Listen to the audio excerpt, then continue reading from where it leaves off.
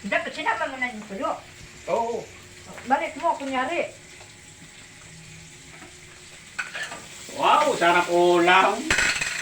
Sarap ulam namin, no? Toyo na pinirito at saka paksiw pinirito. Di-prito namin yung pinaksiw, mga pagkain doon. Oh, sarap to. Ayun. Wala pang ano namin, may toyo, oh. Toyo at saka paksiw. Pinagalo-halo na lang namin kasi para isa lang ang hugasan, mga pagkain doon. Oh.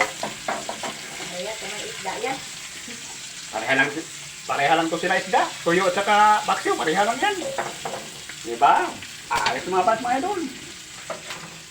Ito pa. Oh.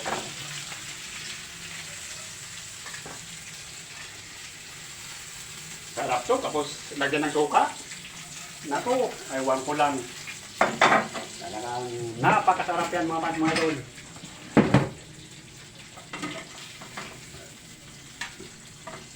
Ano ko dati, mahilig sa tuyo. Hindi pwede, bawat tayo may tuyo talaga siya. Eh, siyempre masarap pa yung tuyo. Oh. May tagi-isang Paksiw, at saka tuyo mga pas mga idol. Tapos lagyan lang ito ng suka, wala na. O, suka namin oh, may sili. Nako. Wow, masarap yan.